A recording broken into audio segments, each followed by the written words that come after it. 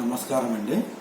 నేను జేకే గారి దగ్గరికి 3 నెలల క్రితం వచ్చానండి. అప్పుడు పేరు కలెక్షన్ చెప్పారు. కోర్సు చేస్తా ఉన్నట్లే నాకు రిజల్ట్ వచ్చింది. ఇప్పుడు నేను ఆర్థికంగా నాకు ఇప్పుడు చాలా బాగుంది. జేకే గారికి నా కృతజ్ఞతలు అండి.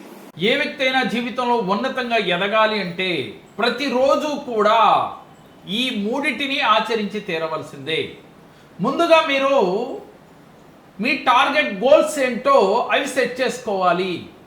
ఆ తర్వాత ప్రతిరోజు ఒక 5 మినిట్స్ వాటి గురించి మీరు ఎఫర్మేషన్ చేయాలి.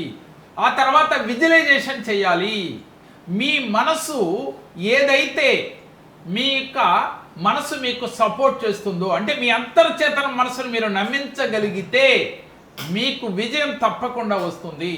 మీ విజువలైజేషన్ పర్ఫెక్ట్గా మీకు సెట్ అవుతుంది. మీ అఫర్మేషన్స్ మీకు 100% మీకు ఫలించి తీరుతాయి.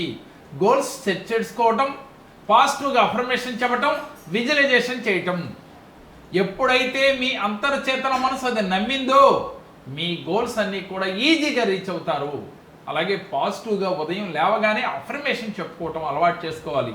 నేను చాలా తెలివిగలవాడిని, నేను చాలా గొప్పవాడిని, నేను అనుకున్న దాన్ని సాధించగలను, డబ్బు ఎప్పుడూ నాతోనే ఉంటుంది, డబ్బుతో నేను ఎప్పుడూ పుష్కలంగా సంతోషంగా ఆనందంగా ఉంటాను. ఇలా పాజిటివ్గా అఫర్మేషన్ చేసుకుంటూ ఉండాలి.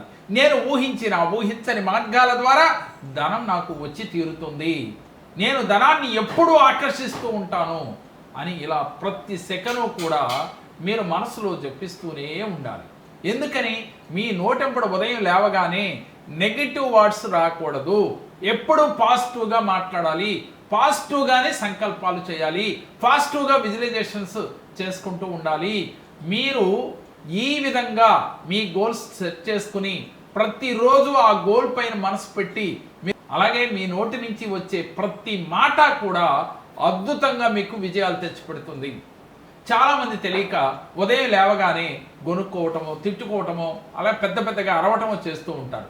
ఇలా చేయటం వల్ల ఆ రోజంతా కూడా వాడికి నెగిటివ్ ఎక్కువగా ఉంటుంది, నెగిటివ్ ఫలితాలు ఎక్కువగా ఎదురవుతూ ఉంటాయి.